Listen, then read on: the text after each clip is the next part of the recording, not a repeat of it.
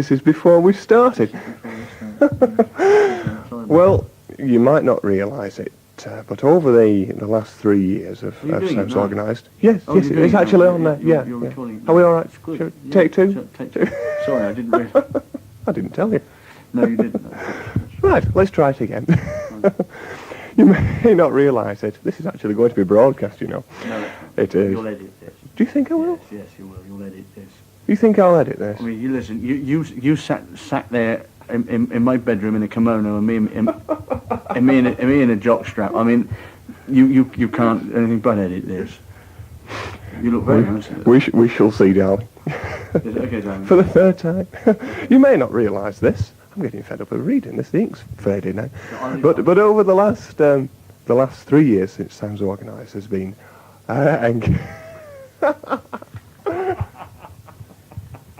I'll do my Robin Day voice now. Good evening. Very good.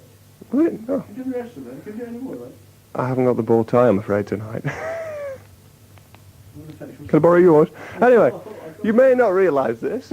For the last 3 years, since you put me off now, since Sounds Organised has been on Radio Cavell, it's been my privilege to talk to many organists, both names famous, infamous, and of course the not so well-known organists. Tonight's no exception because I think our guest falls into the last category. Sorry about that. I'll do the serious bit now. This is scripted now, note. The Technics Roadshow is on the move, and today the 40-feet shoreliner caravan rests outside the Bower Hotel, Chatterton. Doesn't sound at all impressive, does it? No. Anyway, with it... This is something I hyped from a magazine. It's a big build-up, Tony. It's a big build-up, you see. Right. It is, isn't it? Of course it is. It's not called a roadshow. It is. Oh, right, okay. Big thing. Sorry. Sorry. I've lost my place. Here we are. Within the space of a few years, the Technics Organ Division of National Panasonic have certainly made their presence felt on the organ music scene. And joining me on Sounds Organised today, if we can possibly catch him in a serious moment for a second, which is highly improbable, is the chief demonstrator for Technics, Toney Pegler. Welcome to Radio Cavell, Tony.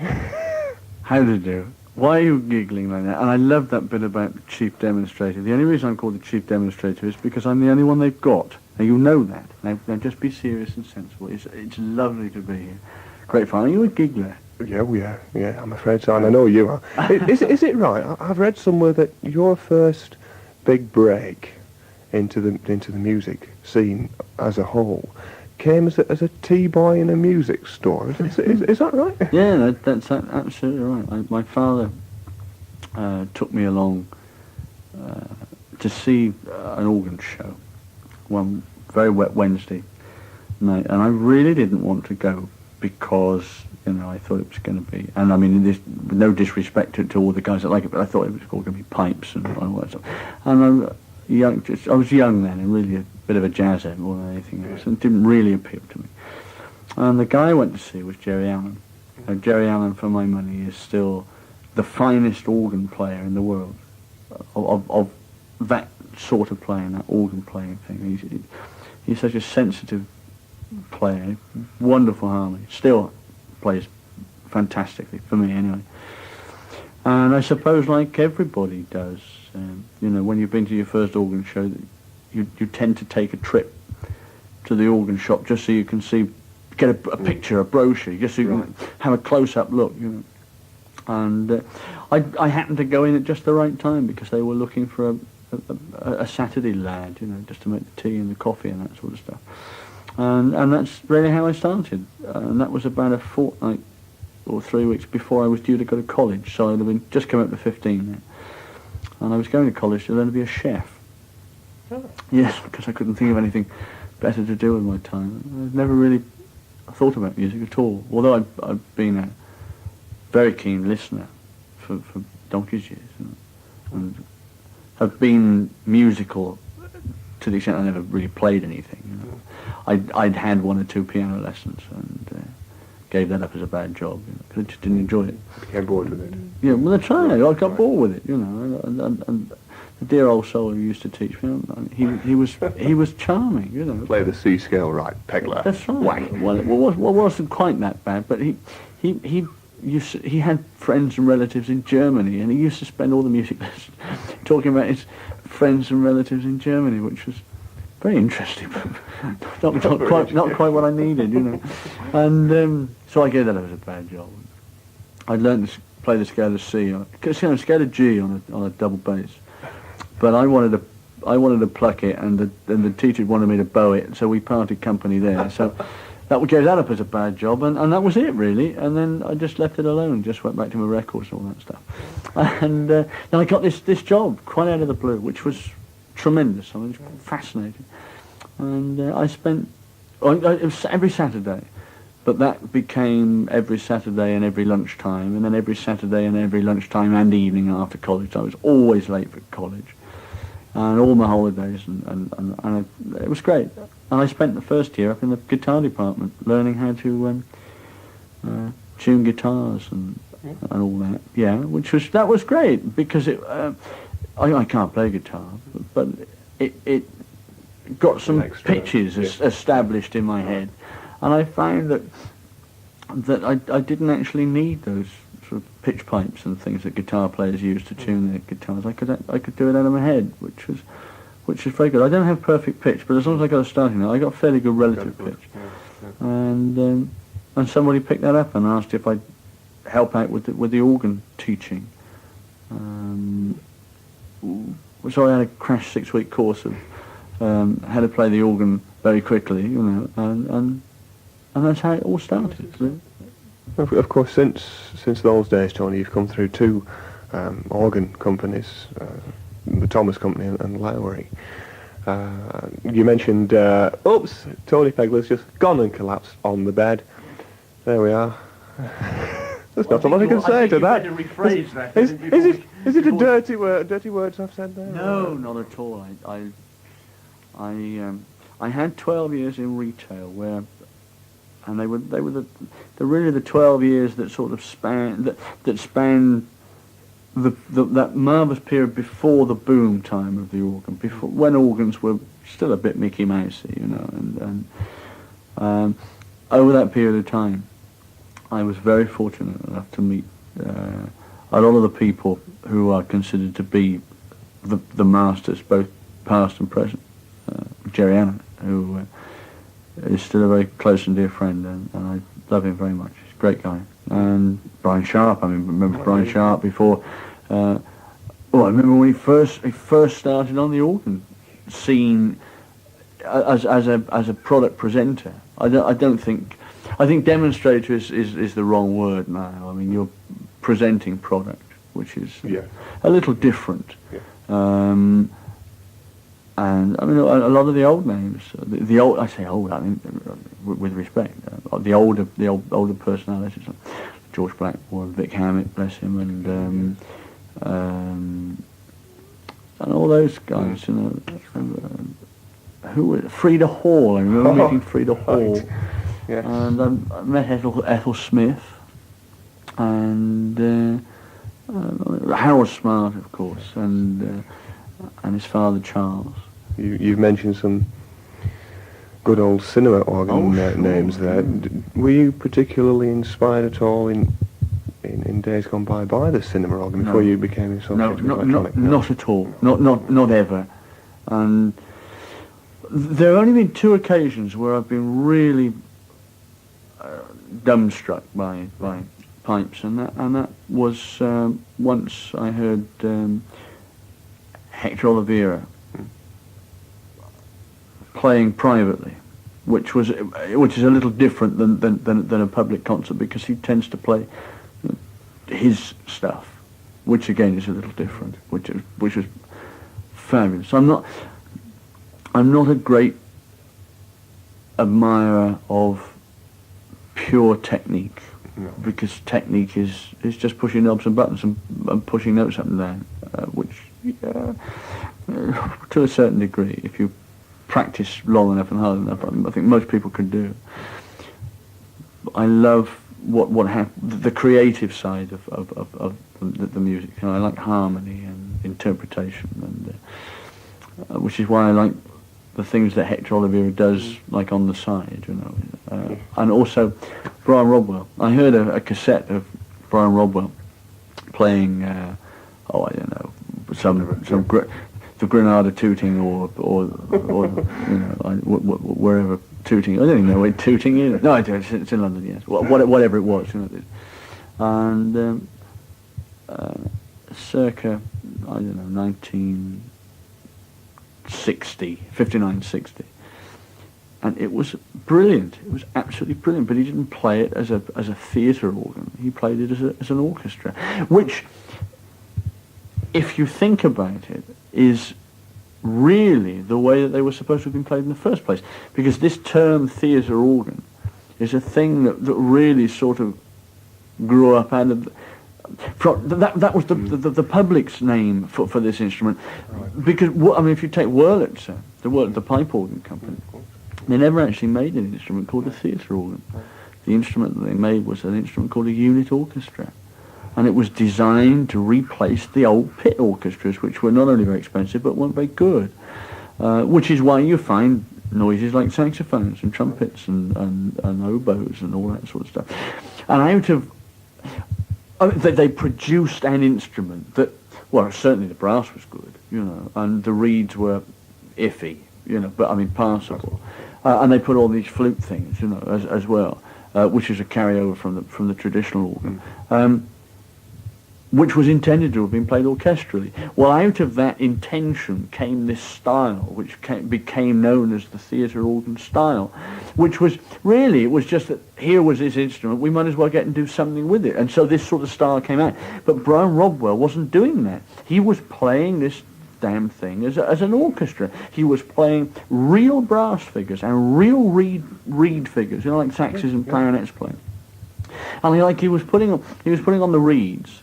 But putting on with it like an 8-foot tibia and a 2 2/3 tibia, making the tibias wobble to give that harmonic that the Glenn Miller thing has. Right. And he had it coupled up to the piano, the phantom piano, and all that stuff. And it was brilliant. He played the bass line like a bass player plays, And unfortunately, he virtually got the sack for doing it. And it's a shame, because that is what was supposed to have happened with the instrument.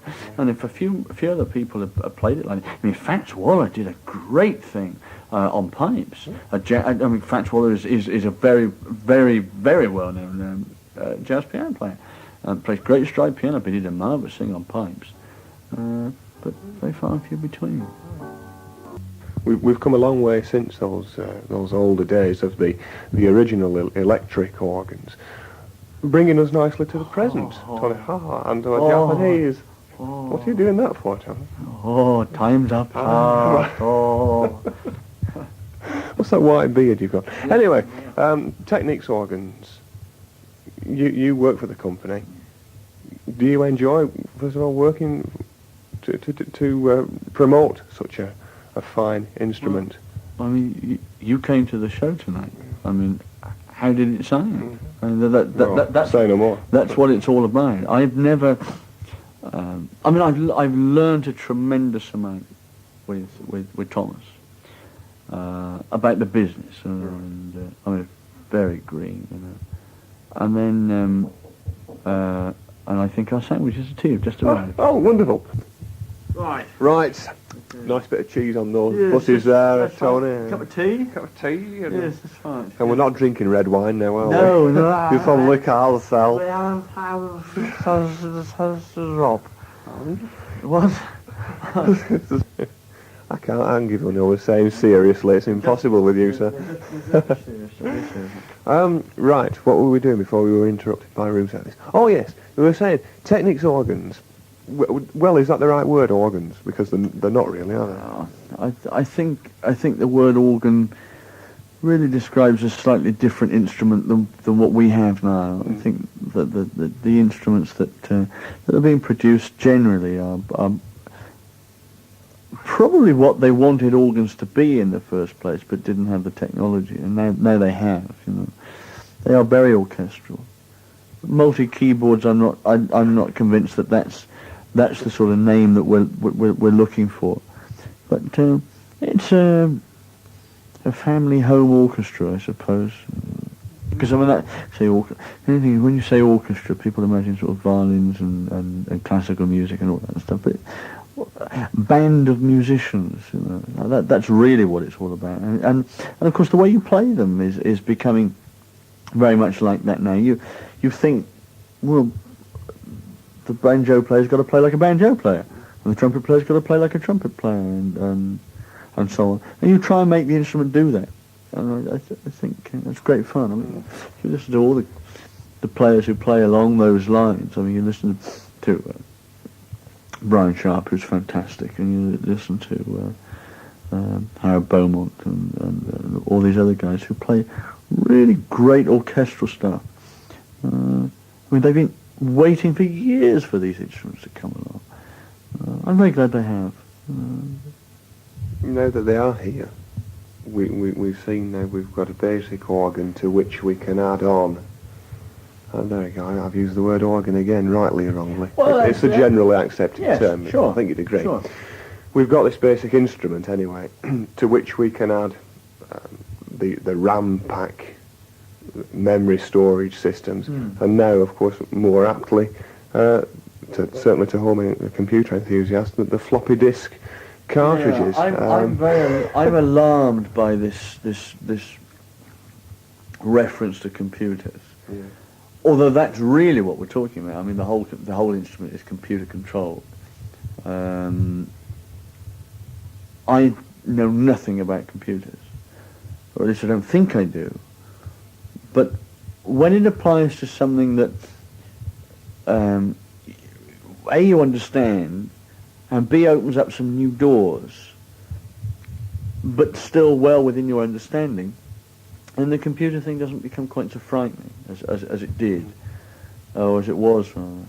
And computers only remember things. That's all they do. They only remember information, and they only remember information that you tell it. I mean, that information could be either given by you or, I suppose, by the manufacturer, as indeed happens in some cases. But with the floppy disk and with the RAM pack, it just remembers information, control information, or note knobs and button pushing, or notes you push down. Well, I mean, you laugh, ignorant swine you are. I mean, you laugh, but I mean that's what it does. And I love it. And without it, I couldn't perform.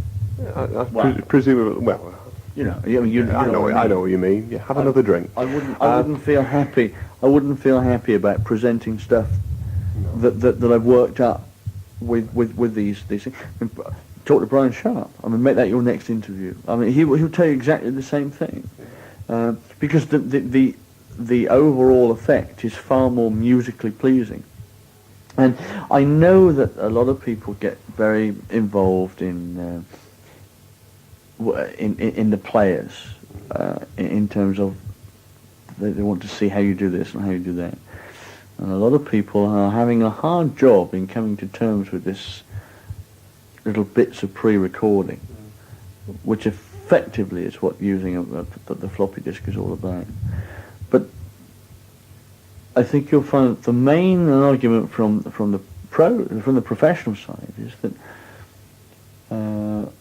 we've had to put up with compromise for so long. I mean, to play an instrument orchestrally, it's all right saying, yes, we'll play the tune with the clarinet and have strings for the accompaniment.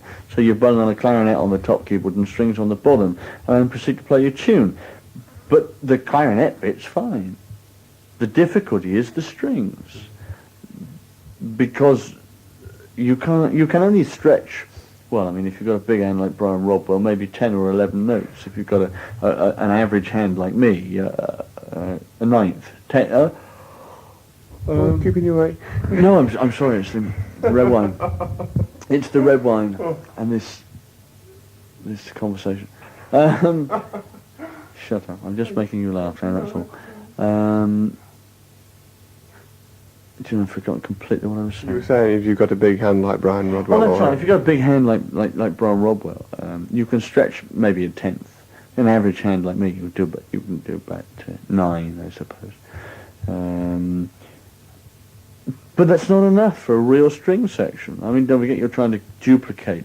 Well, let's forget the basses even, but you're trying to duplicate the cello part, the viola part, and the violin part with one hand that can only stretch 9 notes. I mean, it's silly, really. When everything else is becoming so authentic, like if you put the clarinet button on, and it actually sounds like a clarinet, to follow it up with naff strings, I mean, it's not a good idea. So if somebody says, to me, yeah, no, but if you use this little box, it'll mean that you can make the real string section. Well, what am I going to say? I want to use it. I want to use it. I want to use it. You know, and the only thing that people really ought to be bothered about is, what does it sound like? Do you enjoy the sound? Doesn't matter how it's done. Do you enjoy the sound? It doesn't matter whether he's playing with one finger in each hand. Does the sound nice? If you listen to a Mantovani, how are you to know that the Mantovani string orchestra that you've got on your favourite Mantovani album at home is not 2 very tired violinists who have actually spent 3 weeks in a recording studio recording every bit? You think it's a whole orchestra, it's only 2 guys, you know. Both got a hernia and smoke like troopers, you know. That's what usually happens, you know. And, I don't really see anything wrong in doing it that way. As long as people enjoy the overall sound. We had some fun tonight, didn't we? Oh, I'll say we did. I think we've certainly had some fun chatting tonight here. Me too. It's delightful to meet somebody who's actually seriously interested in not only the music business, but doing a good professional job via the media. Pleasure to meet you, sir. And you, sir. Cheers. In good health. Thank you. I must tell everybody that's maybe listening to this old rubbish that we're actually, the time is getting on for 1 o'clock in the morning, and we're sat in room 148 of the Bar Hotel. We've just consumed a plate of sandwiches, a pot of tea, and we're now halfway through a bottle of red wine. And your presenter here is falling over regularly. I think that's best we can say. It's not true. But Tony, before we do go, we've heard in the past few weeks of your record, which you've produced on the G7. We have played some of it. You know, what? Wouldn't miss it for the world. We're going to actually set a bit of a question now, aren't we? Yes. Are we? Yes, we are. What is this for? This is a little competition. This is a little competition. Competition de poos, yes. That's right, see. And, what's the prize? What's the prize? I don't know. Well, we thought of the first prize would be a night out with Toney Pegler. The second prize would be 2 nights out with Toney Pegler. But we've settled for the booby prize. This is the sign of me hitting your wonderful presenter here. Ouch, that hurt. Tony, what's no, you're not. No, I'm not. What's the question going to be then for this competition? Torval and Dean skated their way to a gold medal. What was the name of the tune and who wrote it? And here it is. Tony, thank you very much for spending a little bit of time today to chat to me. Actually, it's tomorrow now. It is rather, isn't it? Yes. Anyway. Thank you for spending a little time tomorrow. Tomorrow, to be grammatically correct. That's right. By the way, how's your grammar? Pardon? She's fine. She's fine. Good, She's good. fine. She's fine. Anyway, I suppose you better say good night, Tony. Good night, Tony. Thank you very much, Sid. Can I say in all sincerity, it's been an absolute bore to me. No, it's been absolutely wonderful. I've really had a ball. It's great fun. Thank you very much. And all you folks who are listening to this load of garbage in hospital, hurry up and get well soon. God bless. Merry Christmas.